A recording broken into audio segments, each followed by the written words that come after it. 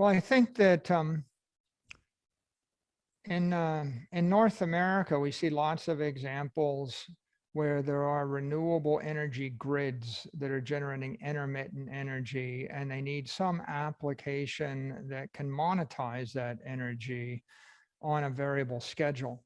So Bitcoin incentivizes, and it actually improves those renewable power grids, because once you plug the Bitcoin miner in, it can consume and monetize all the available energy. And when they hit peak points where they need to turn off some load application, they can turn off the Bitcoin miners for some number of hours, feed the energy to consumers or to businesses. And then when the peak demand falls back, they can turn the Bitcoin miners back on. So Bitcoin mining is a good application to pair with renewable power grids in order to drive their efficiency and their utilization levels up without creating peak brownouts. I think that you see another example. You see people working to develop standalone renewable energy. I have a volcano in El Salvador. I need an application to monetize the energy that can sit in a remote location. So the value of energy sold to consumers in a metro area might be 10 cents a kilowatt hour, but that means New York City next to an energy production site. If you have a volcano in South America or Latin America, you don't have New York City to monetize that energy. You can't sell it to Procter & Gamble or Coca-Cola. And so the value of the energy for a stranded renewable source would be more like 1 penny a kilowatt hour, 1 cent, maybe 2 cents. So Bitcoin miners running with the latest generation of equipment are monetizing that energy at something close to 40 cents a kilowatt hour. So this is the most valuable application, the highest value and use application for monetizing energy in the world. And you can place it anywhere. And that means that it's the highest value application for monetizing stranded energy.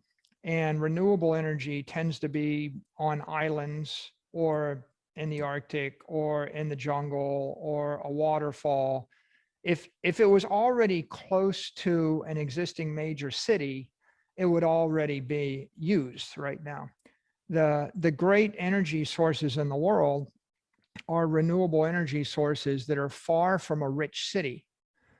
And so in order to monetize that, you would need a data center that doesn't require bandwidth.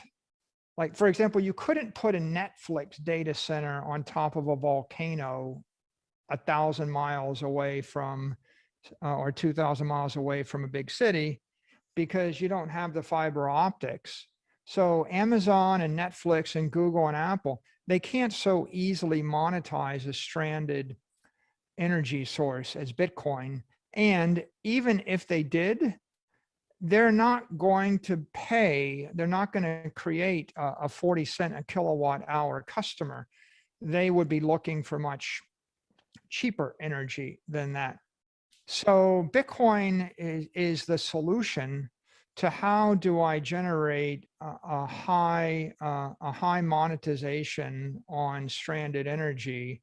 And I can do it on any energy, and I can do it with high bandwidth. For example, if I had a nuclear reactor, I could monetize the entire reactor. Amazon couldn't, because they have a limited need for it.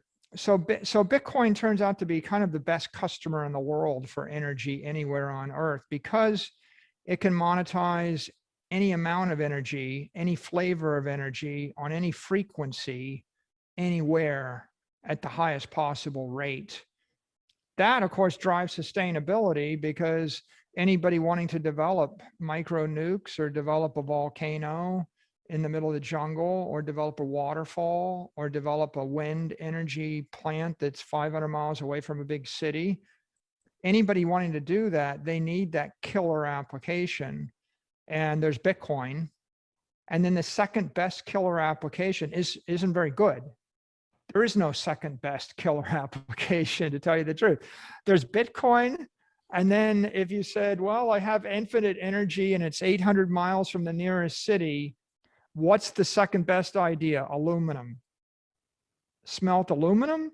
Huh? You know, like, well, that's a good idea, but it's not a good idea if you're 500 miles from the nearest port, then it won't work. And so I don't think we've ever had in the history of technology such a high value application. You can go 1,000 miles inland. You can go to the northern tundra of Canada. You could drop this thing on a geothermal power source. You could create a satellite uplink, and the satellite uplink is the only bandwidth you need in order to turn on that monetary application. And then it runs. And so that's why Bitcoin is really a compelling driver of sustainable energy.